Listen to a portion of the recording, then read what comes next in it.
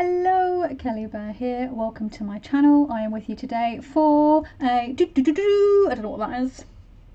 An August favourites already. Yeah, I blinked and missed August. Where did it go? I don't know, but it is now September, and yeah, let's go into get into some of the things that tickled my pickle in August, and some things that didn't, or things that were a bit you know. So yeah, let's get into it.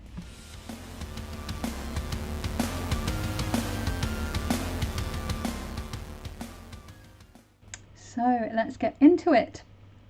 For those of you that have not seen one of my favourites videos before, I do have a bit of a structure to them. I will be talking about the decks that I worked with in August and the books that I read or have been reading, because I think that's what most people are here for. And then if you're a podcast person like I am, I'll be doing podcasts next if you want my podcast recs.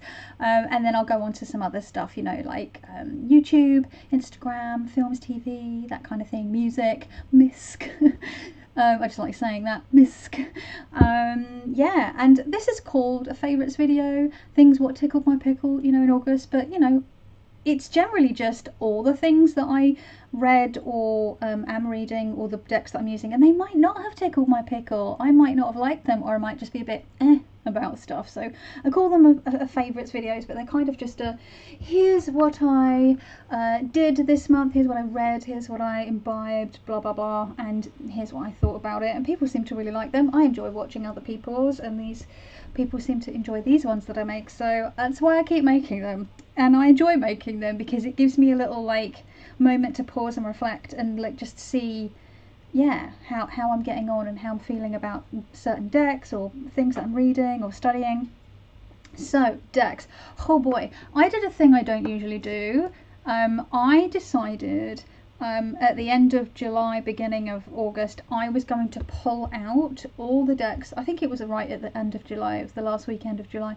Pull out all the decks that I wanted to use each week. I was doing pairings of a tarot deck with an oracle deck, and yeah, usually I don't do that. I have like a number of decks that I want to use for a season, and I just grab willy-nilly. Here I sort of actively paired them, and I didn't decide which pairing I would use which week, but I did decide which decks I would be using together. So the first, so August sort of spanned almost 5 weeks, so there are 5 pairings here. So, or there's one that's like a triple, and I'll get into why there was a 3-deck combo at one point. I'll tell you why. So the first deck that I used was the This Might Hurt Tarot. This was gifted to me by my friend Simon at the Hermit's Cave for Christmas or my birthday a couple of years ago. I can't remember. I've had this at least 2 years now at this point, maybe 3. No, I think it's 2 years. I love this deck, and as I've said, I've really been into the Smith Waite again since the beginning of summer. I don't know why, I just have been, and this is a lovely modern adaptation of the Smith Waite, and of course this now has a mass market production, a mass market printing. This is the independent version, and I just really like it. And I paired this, and I think it works really well because the reason, can you see this artwork? It has quite sort of a bold black outline to the artwork. So I paired it with one of an oldie but a goodie. I've had this probably about 5-6 years now. It's the Arcane Bullshit deck by Evan Doherty of Arcane Bullshit. This deck, this is the Kickstarter version I backed. I think this was my second ever Kickstarter, or my first ever Kickstarter, and I love it. The whole campaign was just so much fun. It is a chonker. This has 105 cards.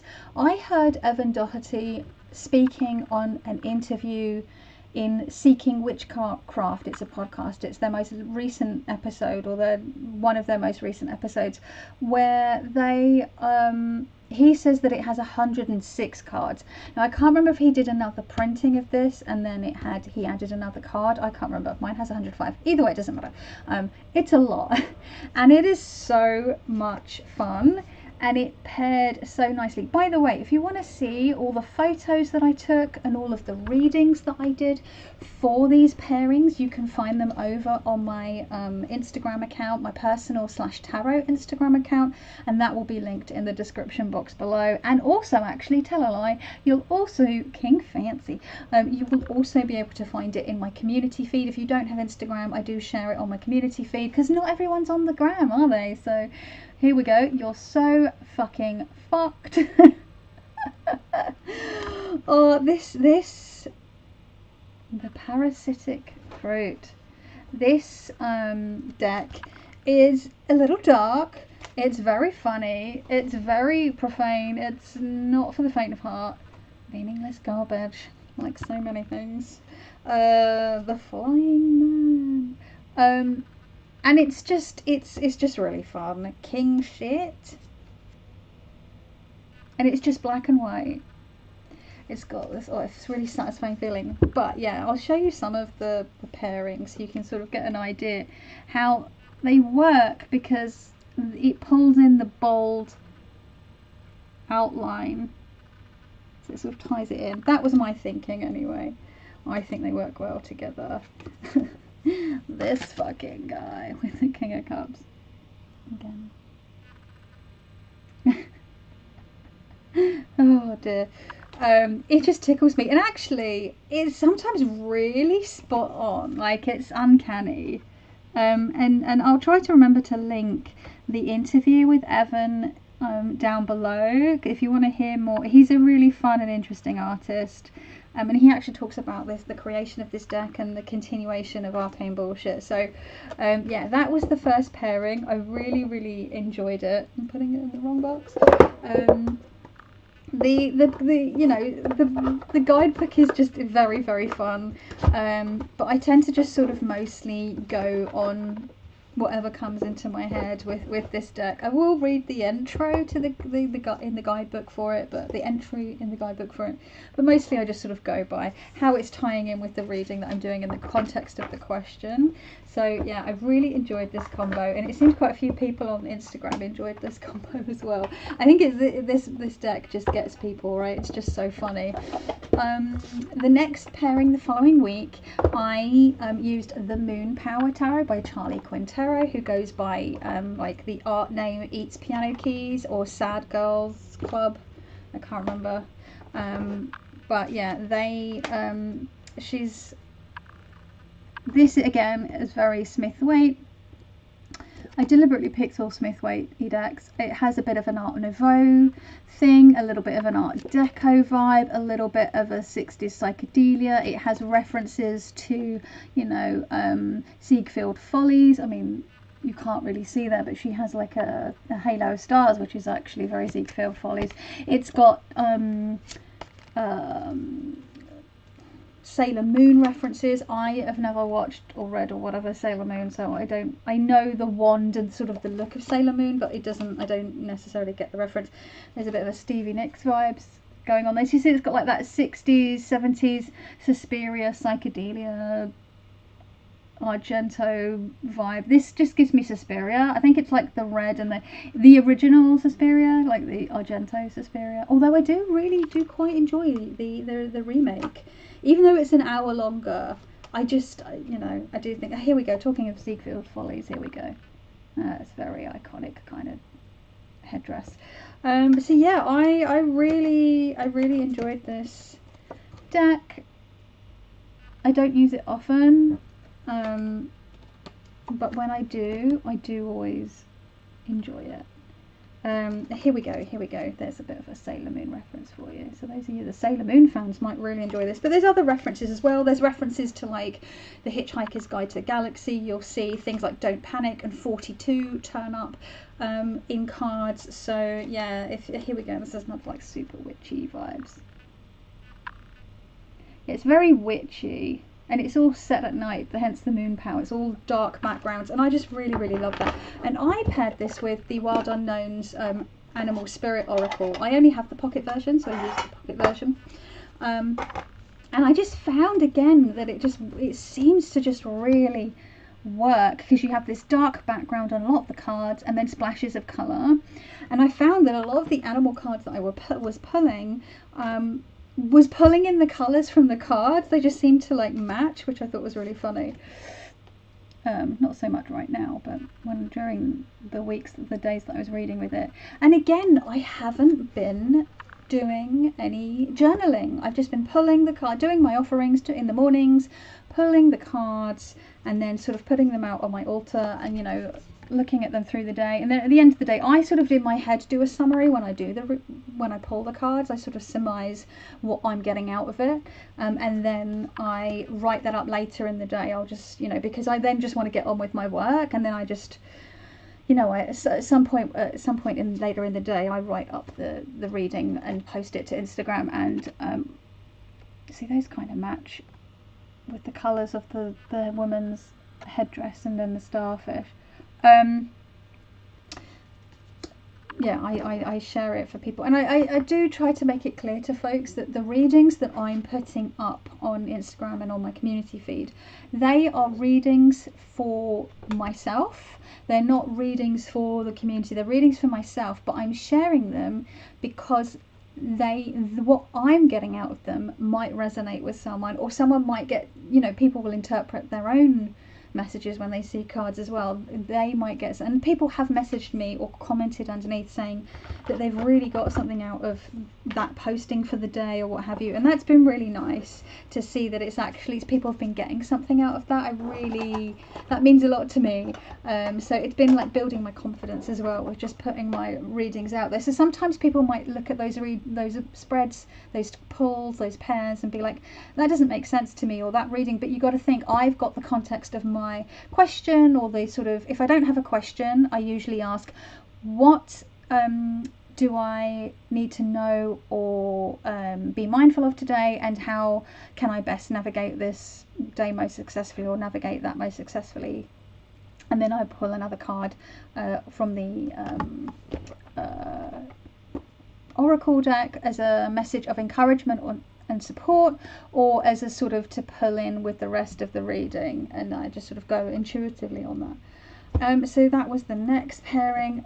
After that, I worked with the Förhäxa Tarot by MJ Cullinane, which again is also getting a mass market release. All these indie decks getting mass market releases. So, oh, look at this. We've got, this is the only one of her decks that I like, and even then I'm still a bit iffy on it, because I'm not a massive fan of that kind of artwork where you can tell they've put like a computer swirly effect on the image. I'm not a massive fan of it, I have to say. And actually, do you know what it looks like to me, this swirly effect? Have you seen Midsummer, and that scene, or that when people are high off the shrooms or whatever it is that they're drinking, the tea, whatever it is, the flowers and things are like moving and breathing, and they have this swirliness to them. This effect that goes on these cards, not on all of them, but in certain images, there's this like particular swirly effect. I don't think it's gonna show up very well, but it puts me in my mind of that, and it like unsettles me. And also I just think it makes me think of, like, I don't know, yeah. But I do quite enjoy this deck. I didn't enjoy it as much as I thought I would. I haven't worked with this much since I got it last year or earlier this year. I can't remember when I got it, honestly, at this point. I think I got it last year, and I wanted to work with it last year, and I didn't really get around to it. But it feels quite autumnal, so we'll see how it goes.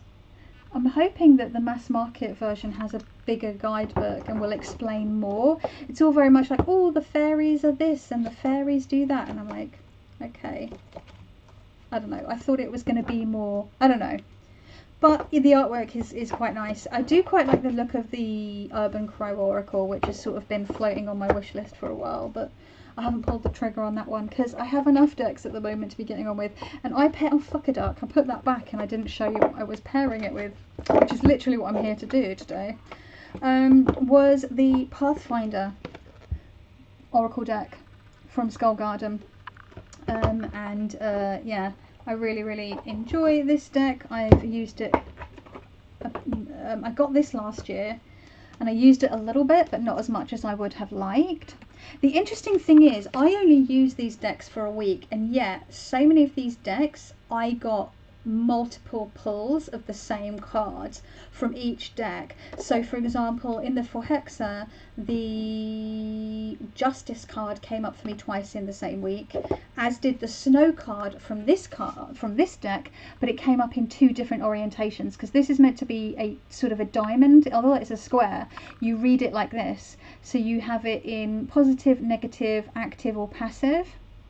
And so it gets really interesting because you can connect the different shapes and sort of get more information. It's really cool. It's kind of like having a circular deck, but a bit more structure to it. But these really, the thing that made me pair these is like the warm tones. And I think they worked quite well together. I mean, very autumnal, right? Don't you think? I don't know if my lighting is not particularly great today, but it's a very sunny day. It's hard to get the light right without it blowing everything out too brightly. So yeah, let's see. We've got some other tones. Well, that works quite nice because you've got the moth and then the butterflies in the card. So yeah, I really like this pairing. I think this deck works both as a single card pull or as multiple card pulls. It's a fun oracle, and it's very fluid in the way that you can use it. And I've been playing around with this. I played around with this quite a bit earlier this year with different ways of reading with it. So yeah, I enjoyed that combo. I didn't enjoy the Förhäxa as much as I'd hoped, but I'm giving it more of a chance. I feel like it might have been not the time for it for me. The next pairing was the Next World Tarot, again, the pocket edition. I believed I used the Next World Tarot last month, but you know, I just really, oh, what's happened here? Some of it's gone upside down and it's all and back to front. I just really love this deck. I love the 4 card. Come on. The little doggy. Oh. Obviously the larger version would be easier to see, but because I also have the larger version, I kind of I'm quite familiar with what's the image of the card, so I don't feel like I have to have the big one when I'm reading. I just love little things. I like small things. Small things are cute, so I just love me a travel deck. But yeah.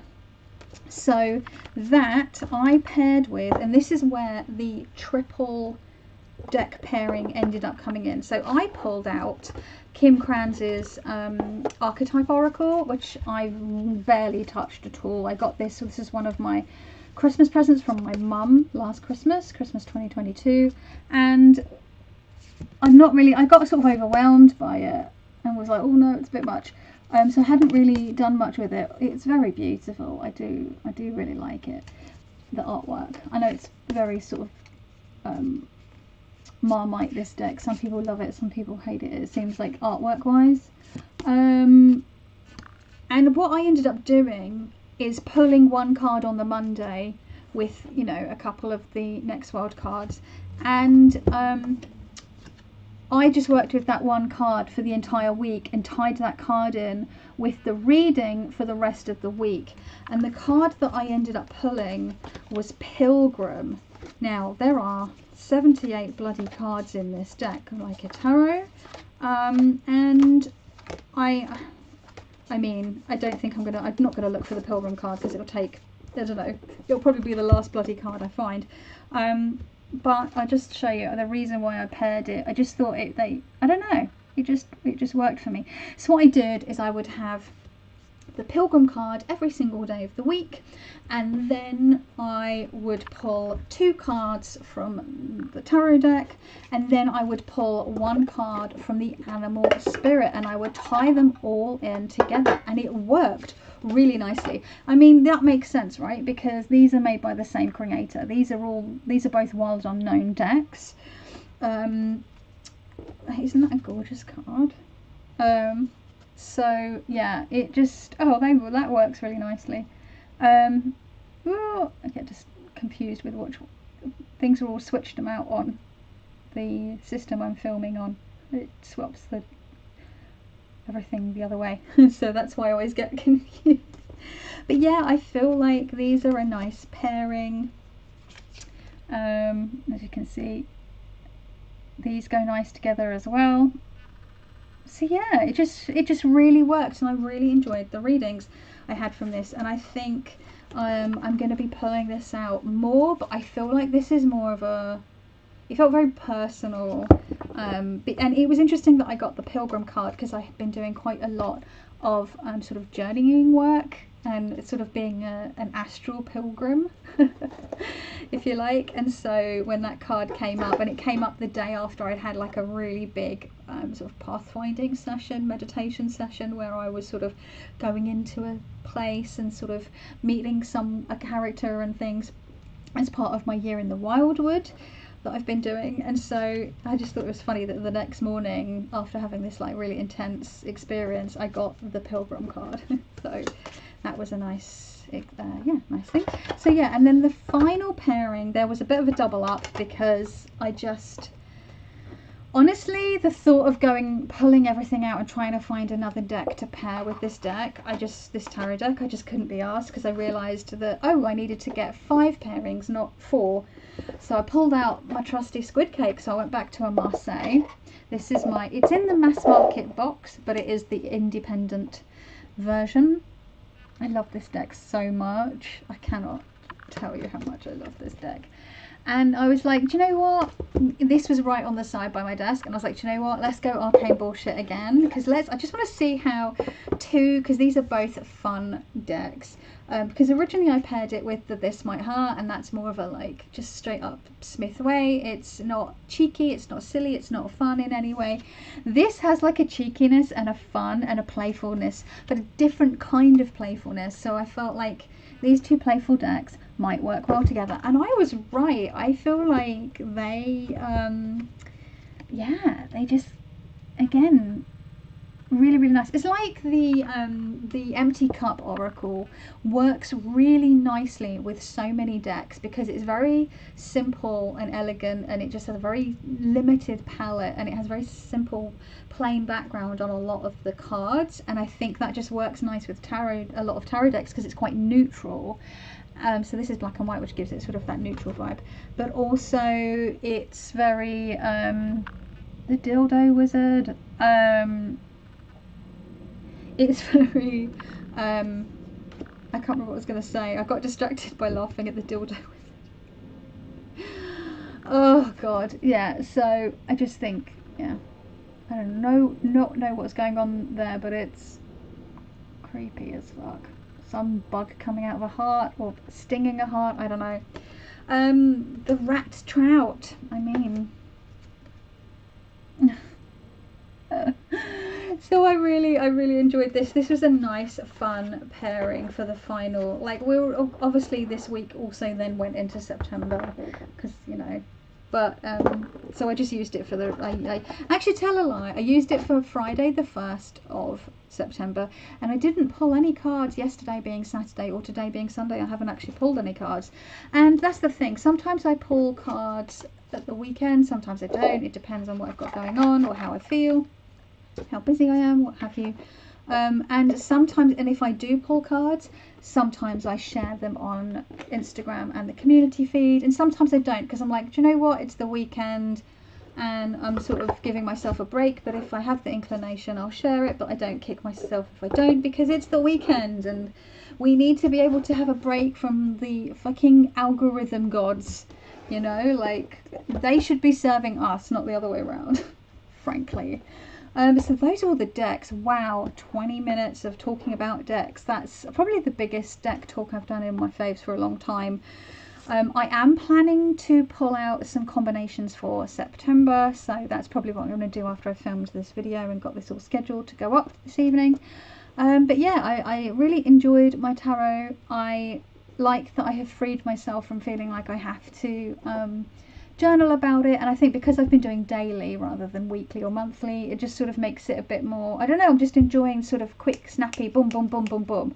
I'm sure I will sort of, once it gets deeper into autumn and then into winter, I sort of tend to swirl back around to the more sort of less frequent pulls, less frequent spreads, and sort of more journaling. I think it's very seasonal for me, I'm noticing, with the way that I work with tarot. With how I work with tarot.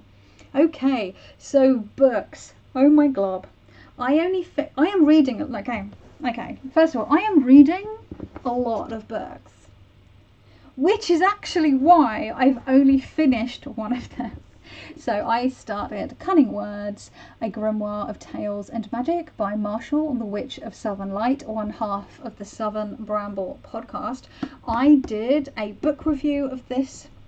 I will try to remember to link that down below, where I spoke about how much I enjoyed this book, and why I think it's good and useful as a practitioner, and how enchanting it is. I really enjoyed this. I tore through this.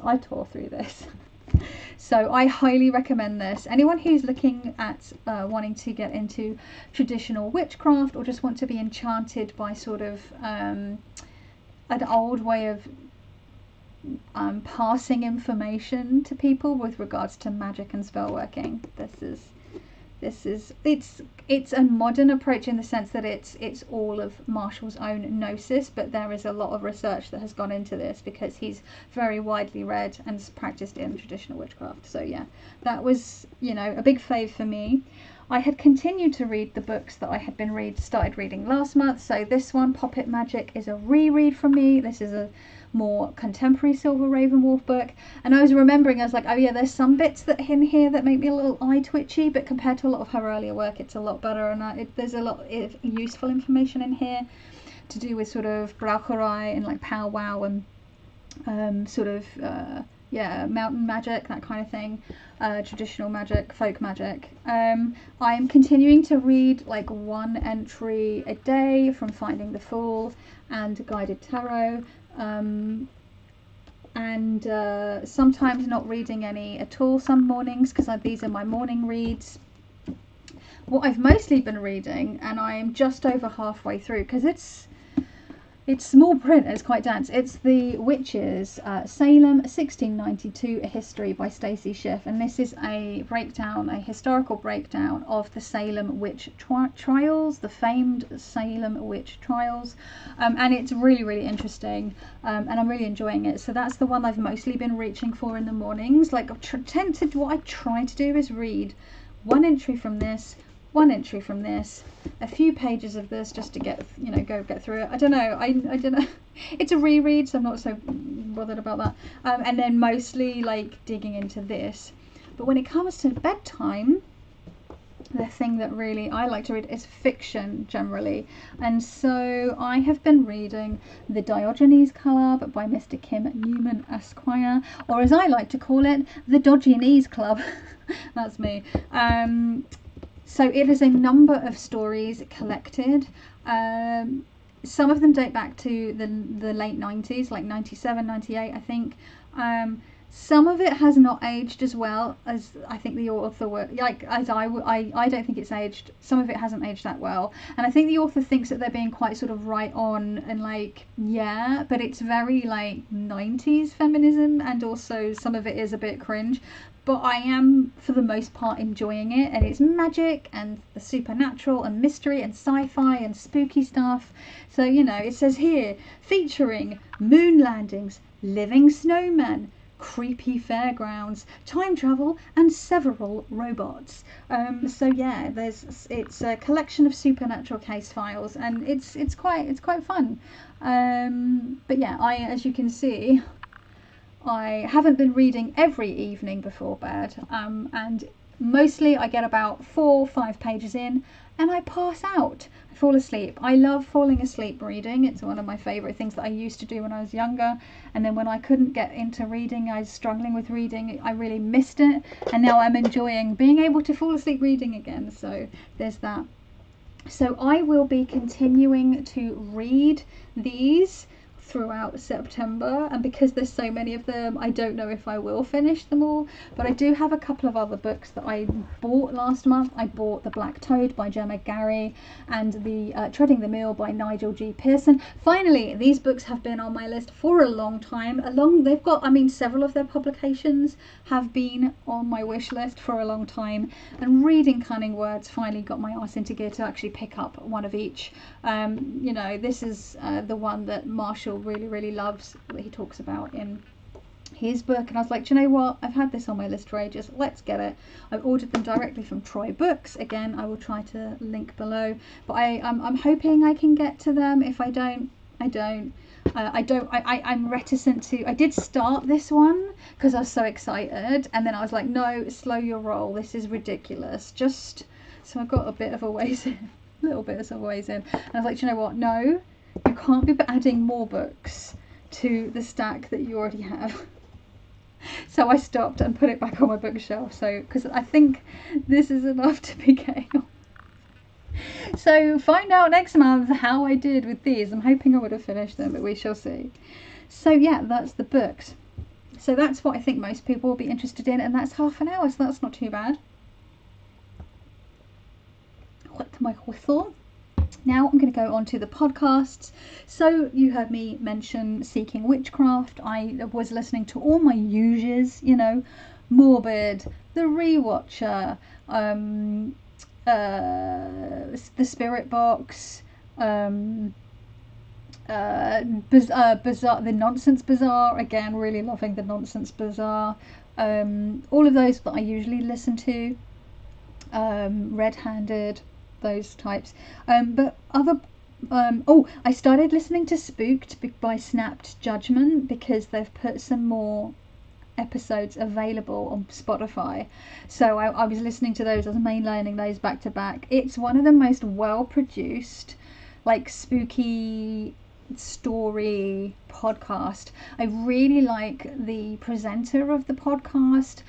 He does an intro and an outro, and then the rest of the podcast is just the person whose story it is, either them telling their story or a voice actor telling them their story, and it has like lots of sound effects and music, and it's just really well produced. And I've spoken about this podcast a few times over the years, especially when it gets to spooky season. I highly recommend it. I've then been listening to Some Other Sphere, which is a British sort of high strangeness / paranormal type of podcast with lots of interesting interviews with lots of interesting people. I highly recommend that.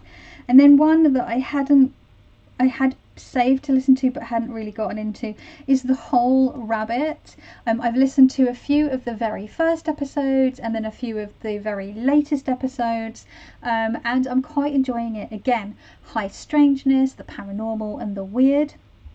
Talking of the weird, the episode of What Magic Is This by Douglas Batchelor, he did a really wonderful interview with Nicholas Pearson, the crystal and rock guy who really knows his onions, and actually really made me rethink my ideas around crystals and rocks, and not necessarily in the sense that I would be using them in the way that I see other people using them, but just the way, like, my concept of them and how there's a bit more evidence for how they can work in certain ways, not usually in the ways that a lot of woo people talk about them working, but there's some like really interesting information coming out from there, and I really recommend listening to that. So yeah, those are my podcasts. Some Other Sphere, The Whole Rabbit and Spooked. Those are the three main ones that are I'm recommending this month. Okay, YouTube. I didn't watch a huge amount of TarotTube or WitchTube. I was mostly watching React videos, real-time React videos, and what else was I watching? Oh, you know, like just breakdowns of shows or films that I've been watching. Rather than but I did watch a little bit of TarotTube and a little bit of WitchTube. I watched Cody Tarot Readings from a Bitch, about her video about personifying decks, and then I watched a few responses to that. So that was an interesting conversation that's been opened up. So I'll try to remember to link those things down below. And then I did my magical YouTube journey. I was tagged by Ivy's Grove. And so I did that tag, and then I tagged several people, and I realised I totally forgot to mention Tathlin Penry in my video response to witches that I really enjoy on YouTube. Tathlin Penry is a really cool older witch.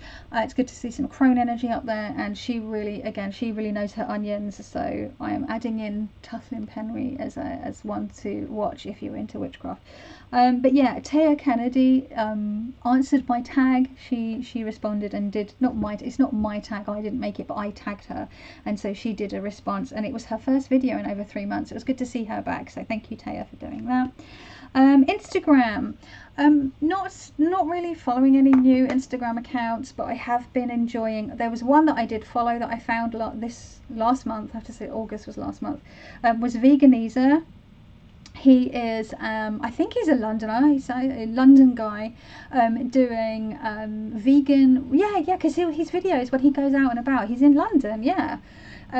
He does really great recipes, vegan recipes, and he does collabs with loads of other cool vegan folks, but it's really like really sort of easy to follow recipes that are really accessible and easy to make, and they just look really bloody delicious. I like every time I spent like half an hour scrolling through his reels when I first stumbled upon his videos. It was recommended to me. The algorithm does sometimes know what it's doing, and I was just like, my mouth was watering, so I just followed him. I commented on one of his like videos. I was like, I'm so glad I found your account, and he was like, oh, thank you so much. He seems really sweet, like he responded.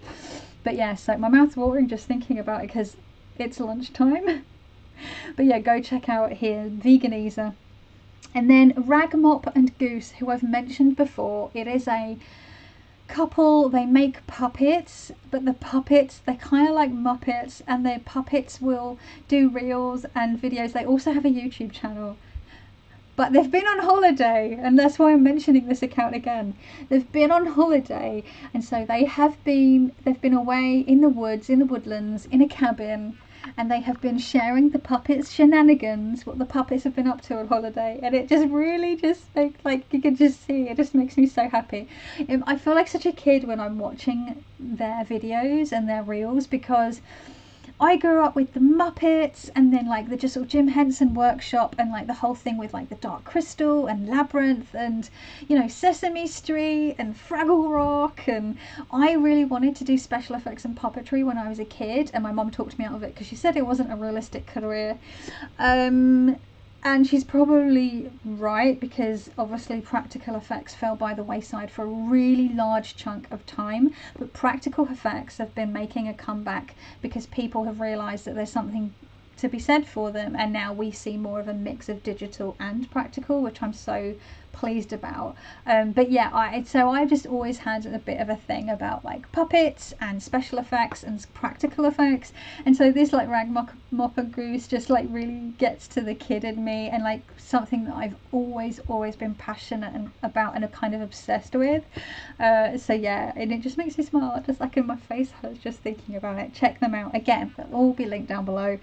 Music wise, I was listening to a lot of playlists, so I've got a couple of like one that's called Spooky Bitch and one that's called Witch Vibes, or the Vibes.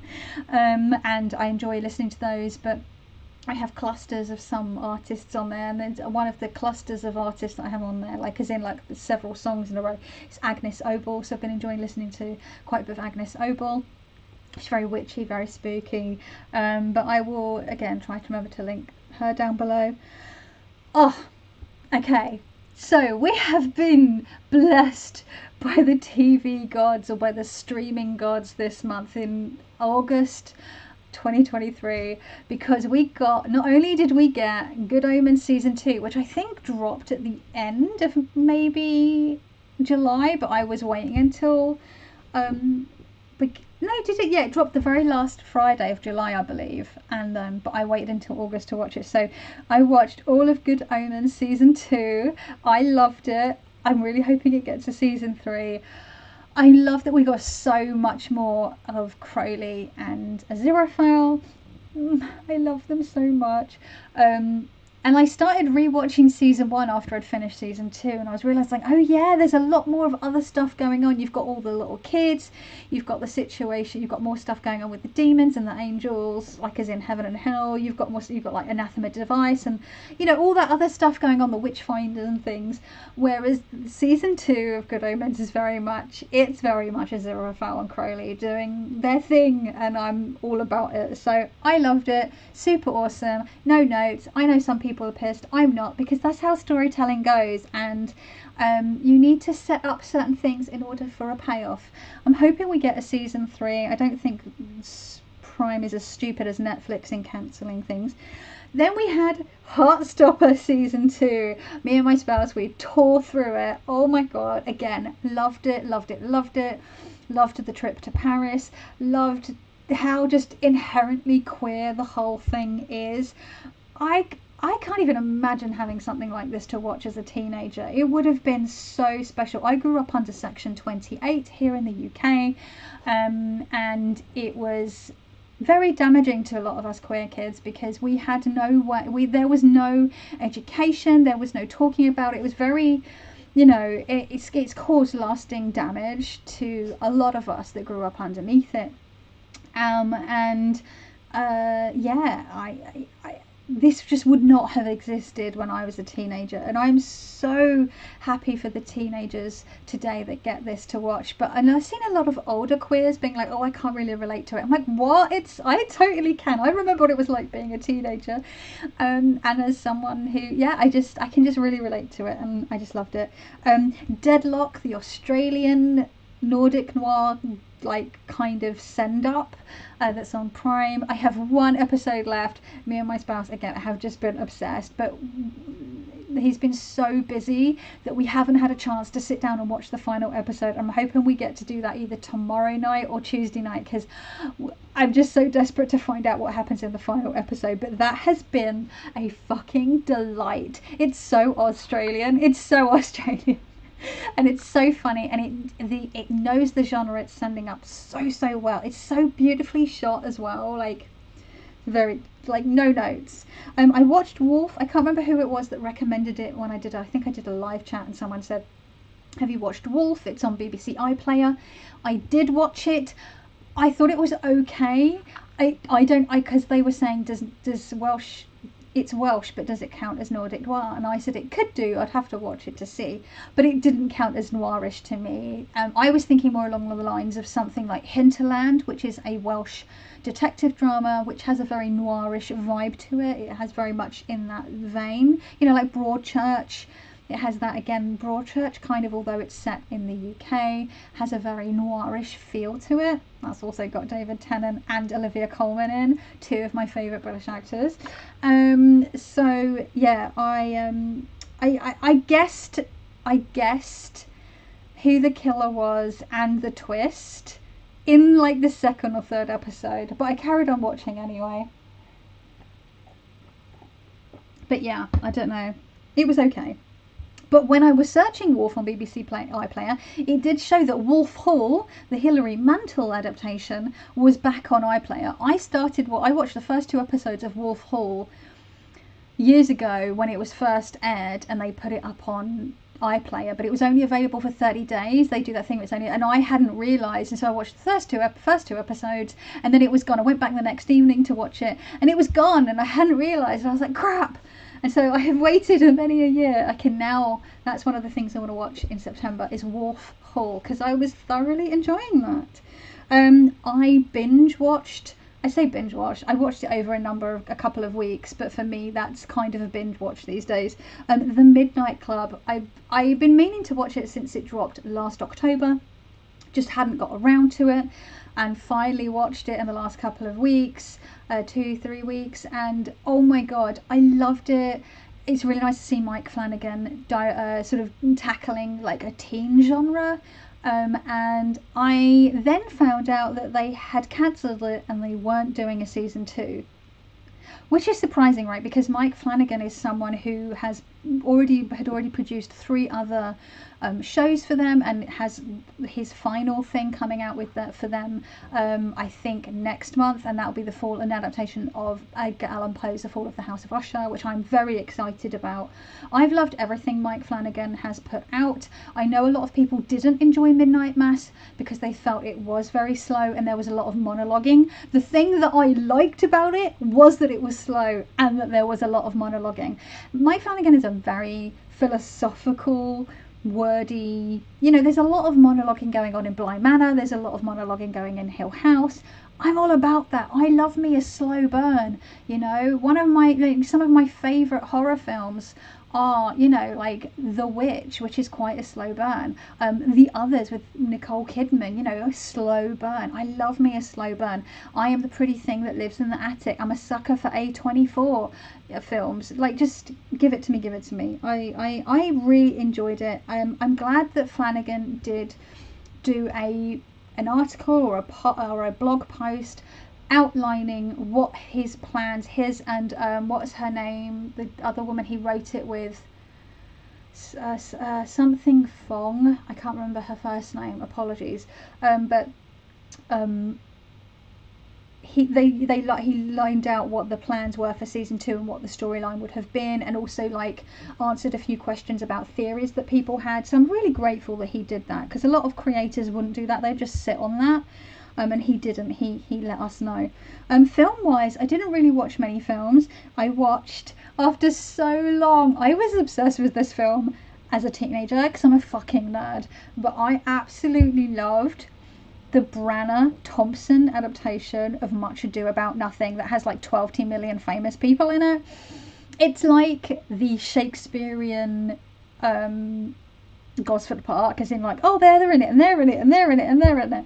Another film I love, by the way, another slow burn, Gosford Park, a Who Cares Who Done It, and an absolute fucking chef's kiss gem. Glass Onion and Knives Out, bringing back that kind of more like fun, twisty, turny, so many famous people kind of, films. But yeah, it was so nice to see. I don't think I had seen it since the early noughties. So it was really nice to watch that and just see how young, like, I'm older than like Branagh and Thompson are in that film, and I remember them always seeming older. Denzel Washington, so pretty, and so good. Dogberry, Keaton as Dogberry, just nailing it. It's just so good. And I just love seeing Kenneth Branagh and Emma Thompson as Benedict and Beatrice. They're just perfect. There's this one scene, and it's my favourite scene, and probably one of my favourite in my top 10 favourite cinematic scenes of all time, where Benedict but oh my god, and Beatrice, my brain farted then, are being set up to fall in love with each other. I'm not doing any spoilers, this is Shakespeare, right? You've had enough time to read it. It's been out for literally centuries.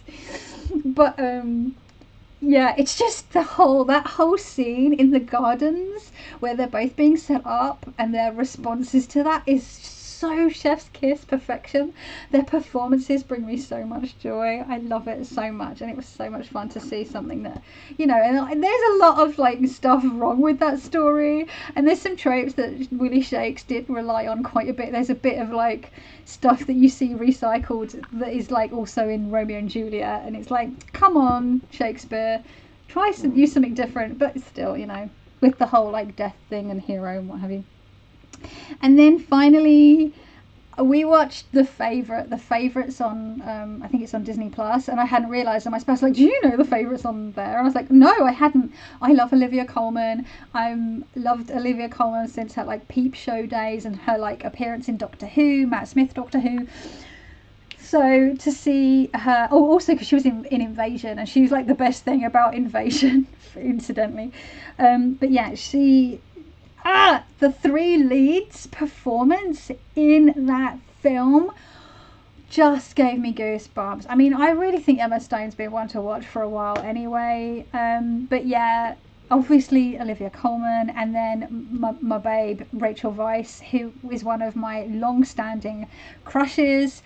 because, you know, the mummy. And Constantine. Yeah, just, I loved it. I thought Nicholas Hoult was so good as well. He's so funny. He's so hammy in it. Just perfection. So yeah, those are the films that I watched. Misc, we're getting quite long now, 48 minutes. Misc. I was obsessed with Smooth Elvis's. Smooth Elvis is a smoothie that was created at the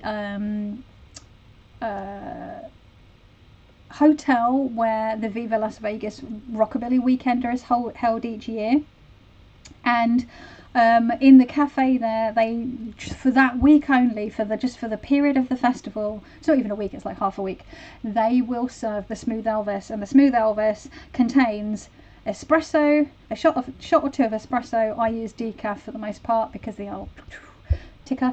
Yeah, espresso, frozen banana. They use chocolate syrup, I use cacao powder, and then peanut butter, and I use raw unsalted peanut butter, and then I also add in maca powder, and then like vanilla or maple syrup just to give it a little extra, and then I chuck in ice and almond milk and I blitz it, and that's what I was having for breakfast almost every single day this past month.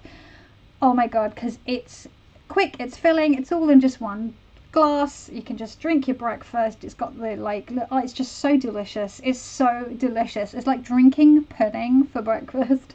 Yum. So I've been obsessed with those, and like I said, I've been really doing a lot of breath work, a lot of path working, a lot of meditation. Like I do try to do that every single day if I can. In the evenings I'll lie on my acupressure mat, but I've like upped the ante with how much I'm doing, and I've been experimenting with other forms of breath work that maybe I haven't done before, or that I haven't done for a long time, and like working out what works for me and like really sort of calms me down.